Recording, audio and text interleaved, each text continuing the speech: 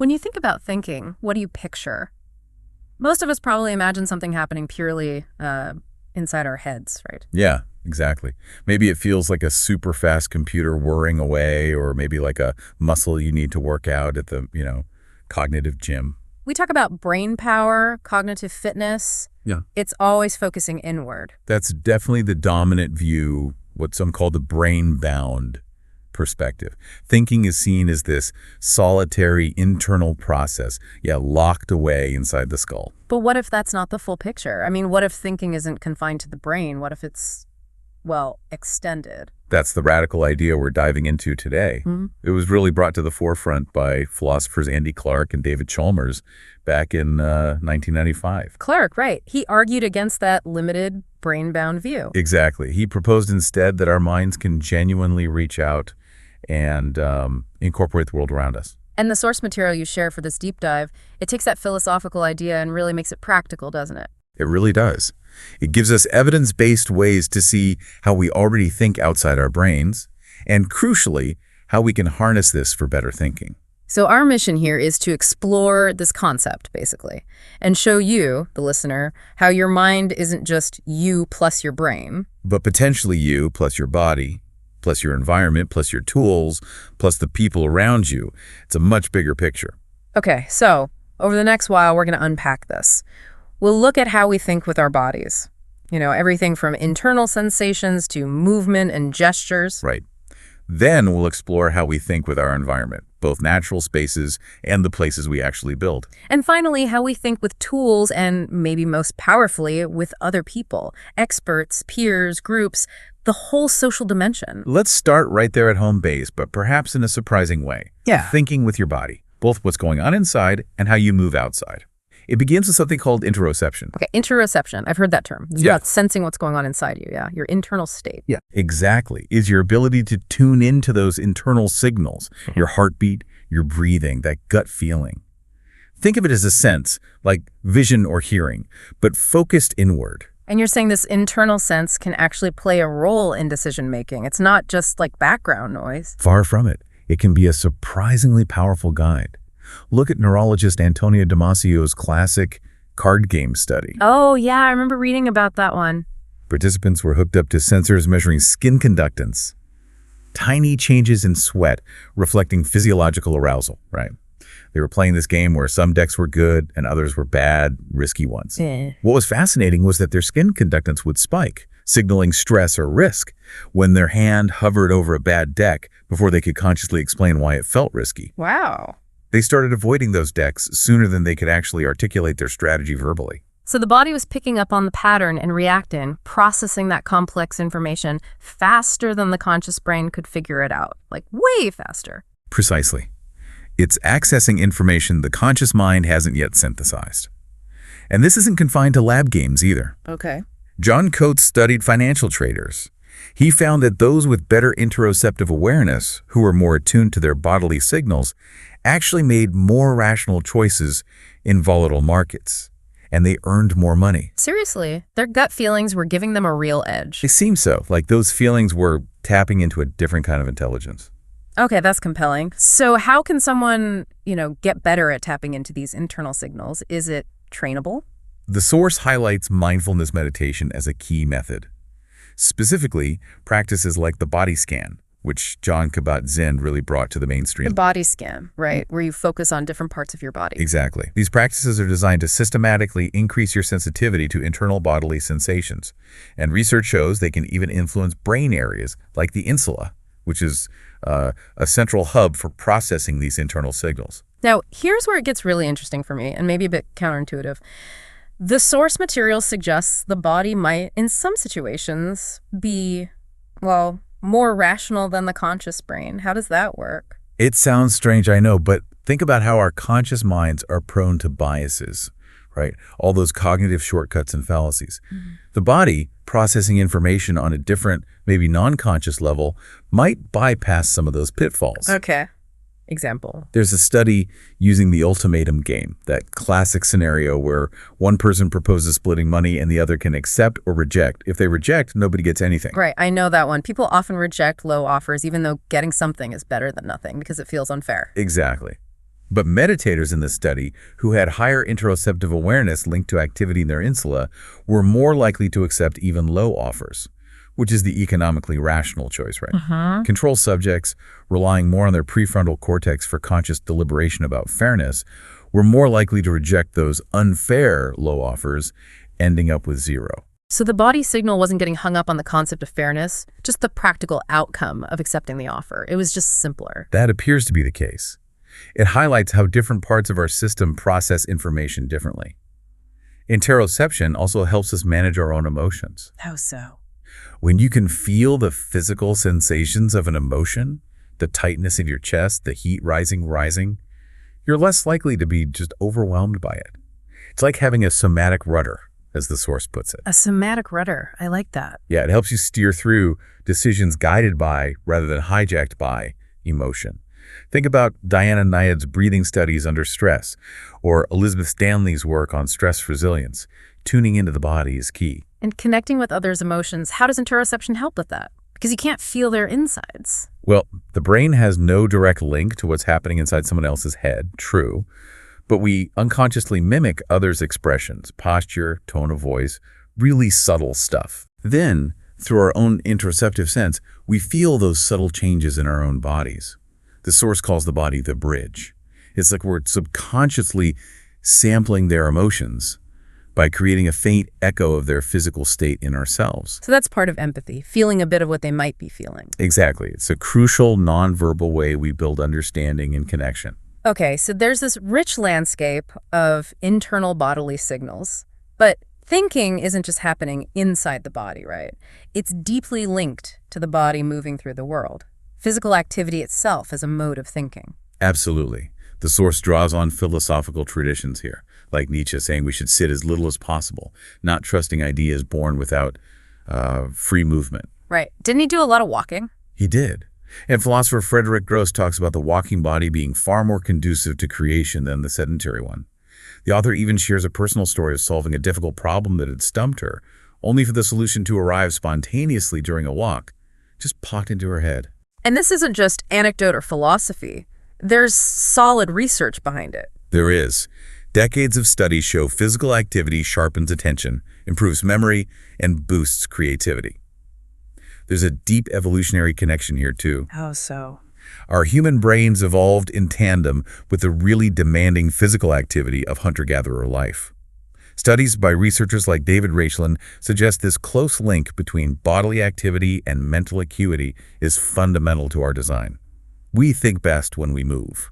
So it's not just about long-term fitness. Even a short burst of activity can have an immediate cognitive effect. Exactly.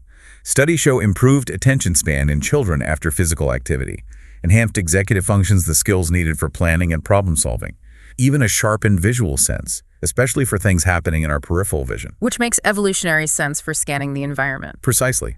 This can translate to better performance on tasks like proofreading or cognitive tests right after some movement. That flips the script on how we tell kids to focus, doesn't it? Instead of sit still, maybe it should be go move. Researchers like Betsy Schweitzer suggest that might be a much more effective strategy for some kids. And it's not just for kids. Even subtle movements like fidgeting. Fidgeting. Often seen as a bad habit. Well, as documented in collections like Kate Isbister's, it can actually serve as a flexible way to maintain alertness or even aid deep pondering. It's a physical adjustment mechanism. Okay, taking physical movement a step further, let's look at gesture. The source makes a really strong case that gesture isn't just an add-on to thinking, it is thinking. That seems radical. It is a core tenet of embodied cognition research. We tend to assume thought happens, and then maybe we make a gesture to illustrate it, right? Yeah, like an afterthought. But the research shows our physical actions, including hand movements, actively participate in shaping our thoughts. So it's not just illustrating a thought, it's part of forming the thought. Yes. Think about different types of gestures. You have symbolic gestures that capture meaning, like using hands to show size or shape, and bead gestures, those simple rhythmic movements that punctuate speech. A study by Gene Clark found that entrepreneurs pitching for funding who used skilled use of gesture, things like pointing forcefully to emphasize a point, or using a pincer shape to convey precision, were significantly more likely to get funded. So the gestures added weight or clarity. Exactly. These weren't just random hand waves. They were gestures that actively participated in the communication and presumably the internal articulation of their ideas. How else does gesture help us think and learn? It aids learning and problem solving in several ways. When movements are congruent with a concept, they deepen understanding, like hockey players' brains showing activity in motor areas when hearing hockey language, or kids solving math problems more accurately when they physically act them out. Interesting. And crucially, gesture can reveal understanding before it's fully formed in speech. Studies by Susan Golden Meadow are famous for this. What did she find? In tasks like the conservation task, understanding that liquid amount doesn't change when poured into a different shaped glass.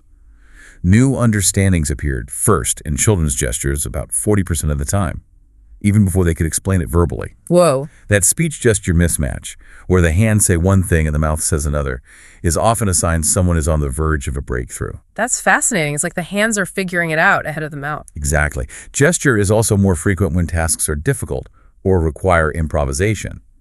And in teaching, a teacher's gestures, especially pointing and depictive gestures that show shape or movement, are shown to significantly boost learning by guiding attention. Any other examples? Even design gestures, like geologist Michelle Cook, using hand movements based on sign language principles to communicate complex spatial concepts about rock formations, show how deliberate gesture can extend thought and communication beyond what words alone can easily do. So we should actively encourage gesture, both in ourselves and others. Maybe not tell people to sit on their hands. Absolutely. Creating environments or tasks that prompt improvisation can naturally lead to more gesture. Instructors should feel free to use more gestures. And for those observing, paying attention to someone's hands can give you a real window into their emerging insights. And you could help them articulate it. Yeah, you can help them by maybe articulating the idea their gesture seems to point towards, or even seconding their gesture by doing it yourself, signaling you're following their line of thought. It's interactive. Okay, so we think with our bodies, both inside and out. Fascinating stuff. Now let's move to another huge external resource, our environment. Thinking with the spaces around us, both natural and built. Right. The source makes a powerful case that our minds are profoundly influenced by our surroundings. And much of this goes back to evolution. Our brains are biologically attuned to natural settings. Whereas built environments, especially modern ones, can be draining. They can actually deplete our mental resources, creating a mismatch with our ancient wiring. So being in nature isn't just a nice break. It's cognitively restorative. It actually helps us think better. Precisely. Time in nature restores attention, relieves stress, and improves focus. Studies show people perform better on cognitive tasks, like catching more errors on proofreading tests or answering questions faster after walking in nature compared to walking in an urban environment. And memory, too. Yeah, Mark Berman's study found a significant boost in working memory simply after a walk through an arboretum versus a city street. And this isn't just about remote wilderness, right? Even urban parks help, like Central Park. Yes, engineered natural spaces, like Frederick Law Olmsted's design for Central Park, which drew on his vision of, I think, English estates, still offer significant restorative power. What about smaller doses? The source points to micro breaks, too.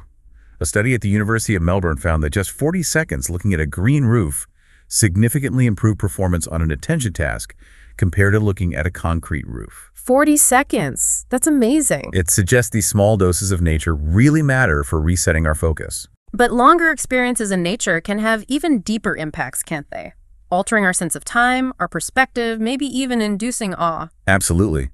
That feeling of awe, whether from a vast landscape like Yosemite, which deeply affected people like John Muir and Theodore Roosevelt, or something like the overview effect, astronauts experience seeing Earth from space. Alan Shepard famously wept seeing it, didn't he? He did. And that awe isn't just emotional. The source discusses a functional account of awe, its potential evolutionary role. Awe tends to make us feel smaller, less self-focused, and more connected to something larger. And that helps us. Research suggests it can promote collective concerns and motivate us to work together on shared projects. It shifts our focus outward. It makes sense when you think about that feeling of homesickness astronauts apparently feel for Earth compared to our own separation from nature, spending most of our time indoors. It's like we're missing something fundamental. Harry Francis Mulgrave is quoted saying, "We feel at home outdoors because we remain, in part, the children of our ancestral past." That deep connection still shapes our experience and how we think when we're in nature. Okay, so natural environments are powerful external cognitive resources. What about the spaces we build? How does the design of our indoor environments impact our thinking? Oh, profoundly. There are striking historical examples. Jonas Salk was famously inspired by the monastery at Assisi when designing the Salk Institute. He wanted a space that fostered both solitude for deep thought and interaction, Which is often contrasted with. Louis Kahn's earlier Richard's medical research laboratories. Critics loved the look, but apparently the scientists working there found it pretty dysfunctional for actual research. Design matters for function. And today, the open plan office is incredibly common, like almost standard. It is. Some 70–80% of American office workers are in them. The theory is, collaboration fostering interaction. But the reality for complex, cognitively demanding work can be very different. Right. What's the problem? Well, remember that evolutionary mismatch. The brain evolved to be distractible, constantly scanning the environment for threats or opportunities. An open office is just a constant stream of distracting stimuli, sight, and sound, especially half-logs. Half-log? Yeah, overhearing one side of a phone conversation, studies show that's particularly disruptive to concentration. Your brain tries to fill in the gaps. Ah, right. Plus, the feeling of being constantly on display must be mentally taxing too. It really is. Engaging in self-presentation, worrying about how you look or what others think, consumes mental resources. One study in a British government agency found this pressure was felt most acutely by women, actually. And the lack of personal space, especially with hot desking where you don't even have your own desk, that takes away something important. It does, because a sense of ownership over your space matters. It's like the home advantage in sports, right? That sense of control and ownership boosts motivation and performance. And the things we put on our desks. Photos, objects. Those personal tokens reinforce our self-conception. Mihaly Csikszentmihalyi notes these objects help keep ourselves from falling apart by reminding us who we are and what matters. And research by Haslam and Knight even suggests allowing personal tokens doesn't reduce efficiency in lean offices. It actually increases employee commitment. Yeah. Connects people to the space. The environment can also create unequal experiences. The source mentions the idea of prejudiced places. What's that about? Mary Murphy's work explores how the built environment can place a higher cognitive load or create exclusionary experiences for certain groups. Savnacharian's research is a great example. What did she do? She redesigned computer science labs to be less stereotypically geeky, removing Star Trek posters, adding plants and art. That simple change significantly altered who felt they belonged and could succeed there, particularly women. Environmental cues signal identity and inclusion or exclusion. Wow. Beyond just practical function, are there ways architecture literally affects our brain and thought patterns? Neuroarchitecture, is that the term? Yes. And the evidence is growing. High ceilings, for instance, are linked to promoting more abstract creative thought. Maybe because they create a sense of spaciousness, both physically and mentally. Think of grand library reading rooms like the Bibliothèque Nationale or the NYPL. And shapes. Symmetrical shapes often convey power and stability. Think the Taj Mahals or, again, the Salk Institute. And curved shapes tend to induce feelings of ease and comfort. It seems to be an innate preference found across species, even in babies. You see it in designs from Palladio's Villa Rotonda to Frank Gehry's Guggenheim Bilbao. Curves feel more natural, maybe. It feels like there's wisdom in older designs, like that monastery model you mentioned that balanced spaces for solitude and spaces for community. We need both for good thinking. The source suggests this structure is surprisingly effective for cognitive work. It supports cycles of interaction for generating problems and ideas. That's where collaboration helps, and then periods of solitude for refining solutions and doing deep, focused thought. We need both rhythms. Okay, we've explored thinking with our bodies and with our environments. Now let's look at the final domain. Thinking with tools and, crucially, with other people. Starting with tools and the space of ideas. How do we use space to think? This is about using external physical or digital space to offload information that's too complex or simply too much to juggle in your head alone. It's extending working memory externally.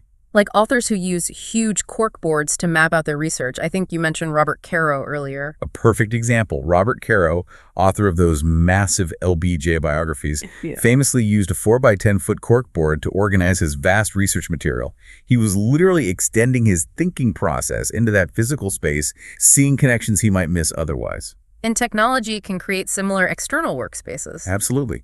Robert Ball's research on large, high-resolution displays, what he calls spatial operating environments, shows how they let users apply real-world navigation skills to information. So instead of endlessly scrolling or clicking through windows and tabs, you can just look across a large screen, like a virtual desk. Exactly. This reduces the cognitive load needed to maintain a mental map of where your information is. Ball's studies show people complete complex tasks faster on large displays.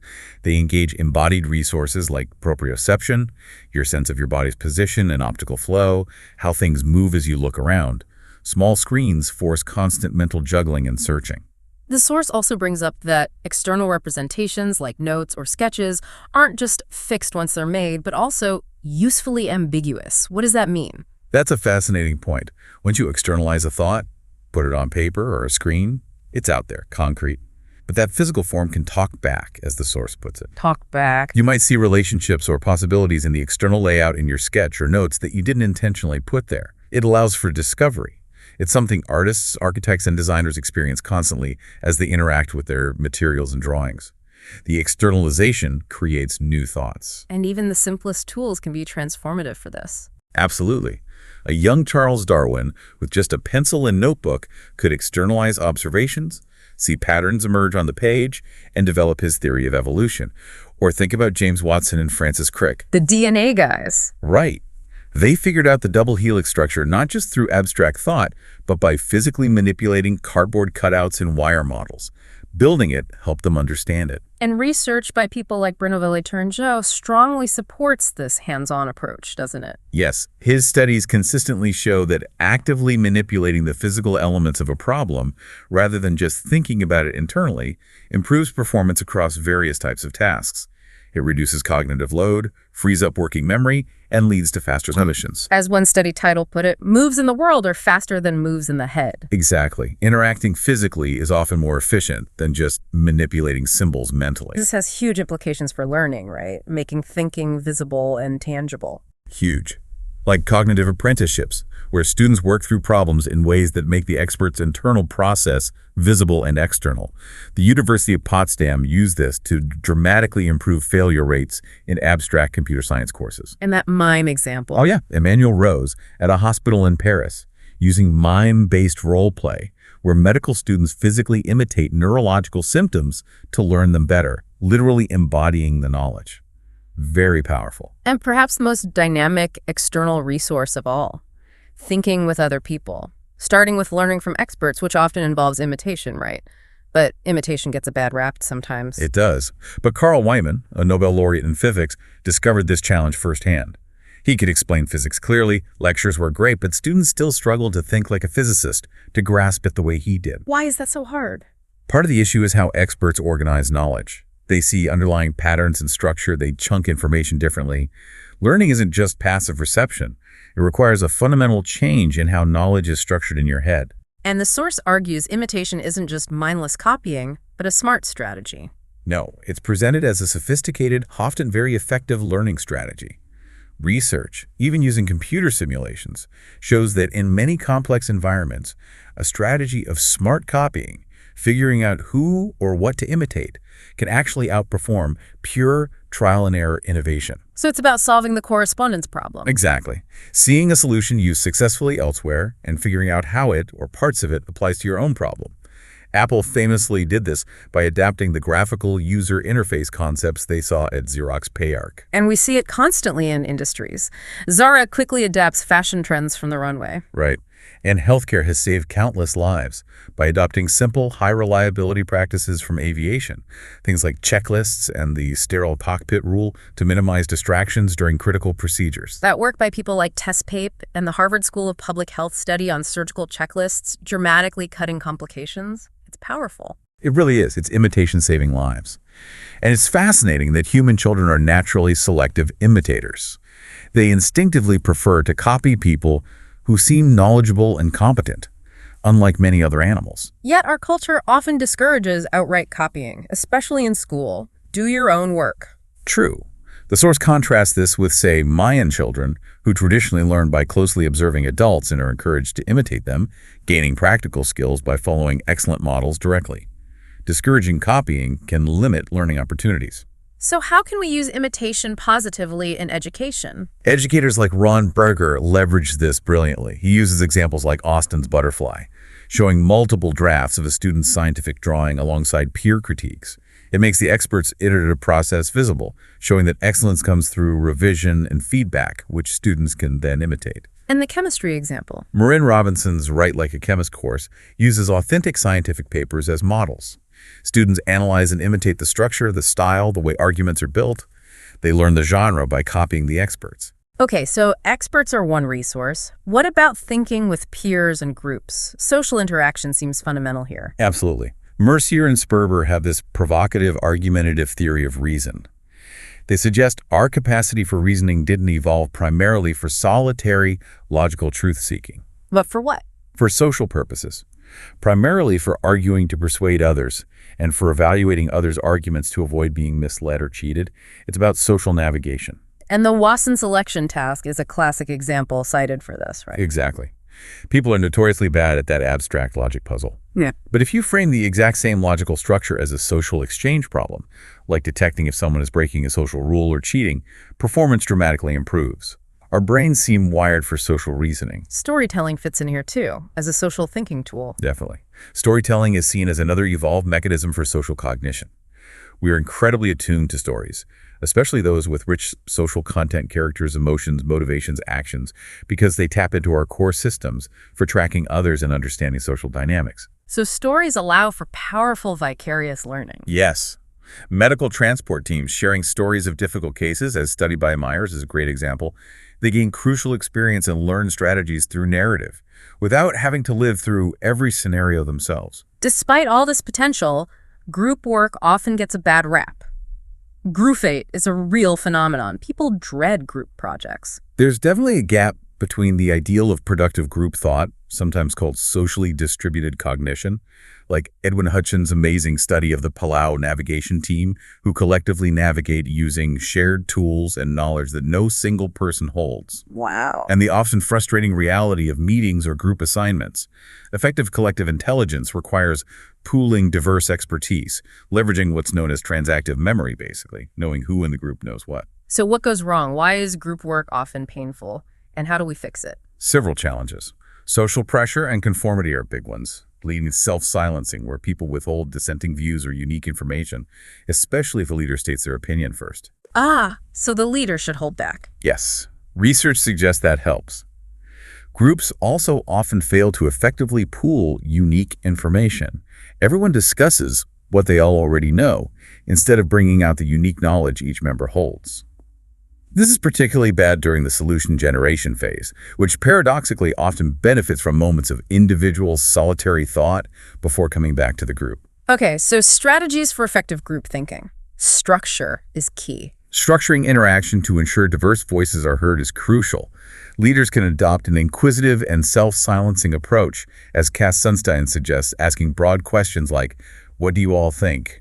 This is a tough one, rather than leading with their own view. Any other structures? Structured interdependence works well, like Elliot Aronson's Jigsaw classroom, where each student learns one piece of information and then has to teach it to their group members to complete the puzzle. It forces information pooling and creates shared goals. Everyone needs everyone else. And then there's the surprising power of synchrony. Synchrony, like moving together, how does that help thinking? Yes, acting and feeling together, especially in close physical proximity. It's like a biotechnology of group formation. Synchronized movement, marching, dancing, chanting signals, openness to cooperation, helps us predict others' actions more easily. And it creates a feeling of unity. Exactly. It can flip what Jonathan Haidt calls the hive switch, moving us from an individual I mode to a collective we mode. Think of military drills, group pledges, kneeling together in church, synchronized exercises common in Japan. William McNeill wrote powerfully about the feeling of unity from marching in the army. And this needs to be in person. A Yale study showed that real-time, in-person synchrony, like making eye contact while tapping in time, is particularly potent for building rapport compared to just seeing someone move synchronously on video. Presence matters. New types of training are leveraging this, right? Escape rooms? Absolutely. Interprofessional escape rooms for healthcare students are popping up. They're designed to force collaborative problem-solving and communication under pressure, leveraging both cognitive and social skills. And building group cohesion through just emotional connection. Yeah, like the Energy Project's weekly community meeting. They have structured emotional check-ins. How are you feeling? which fosters deeper trust and dialogue, making subsequent collaboration much more effective and open, connecting as humans first. So, pulling back to the core idea here, this deep dive really shows us that thinking isn't just this solitary process happening inside your head. It's fundamentally extended, isn't it? Intertwined with your body, the spaces you inhabit, the tools you use, and the people around you. Yeah, we've explored how we extend our minds through internal sensations, movement, gesture, how we leverage nature and built environments, how we use external tools and spaces, how we learn from experts via imitation, and how we think collectively with peers and groups. It's a whole system. And the real takeaway, maybe the most exciting part, is that by consciously engaging with these external resources, we can actually become more intelligent, more creative, better problem solvers. It's not just about raw brain power. Exactly. The source points to two guiding principles for doing this. First, treating the brain as a context-sensitive organ, meaning you intentionally alter your physical state or your environment based on the cognitive task at hand. Need creativity? Maybe go for a walk in nature. Need focus? Maybe find a quiet space. And the second principle? Translating abstract problems back into the corporeal, spatial, and social forms our brains evolved to handle best. Use your hands, use diagrams, talk it through with someone. Don't just keep it abstract in your head. And this isn't just theory, right? These are practical frameworks for you, the listener, to actively improve your own thinking, learning, and problem solving in your daily life. You can start using these ideas now. Absolutely. Start paying attention to your gut feelings. Take walking breaks, use gestures more freely, arrange your workspace thoughtfully, learn by imitating experts, structure group work better. Which leaves us with a really provocative question to ponder, doesn't it? If thinking is this deeply extended, this reliant on everything outside our skulls, maybe our traditional ways of measuring intelligence are kind of incomplete. Like IQ tests, which focus purely on abstract symbol manipulation inside the head. Exactly. Are they missing a huge part of the picture of what makes someone an effective thinker in the real world? The source material certainly suggests the possibility of a new kind of IQ test, one that assesses how effectively someone uses their body, their environment, their tools, and other people to think and solve problems. Bruno Bocanegra's work on interactive problem solving seems like a step in that direction. What kind of untapped potential might we discover in individuals or even in groups if we measured intelligence this way, measuring how well we use our extended minds? Yeah, what would that reveal? Definitely something to think about.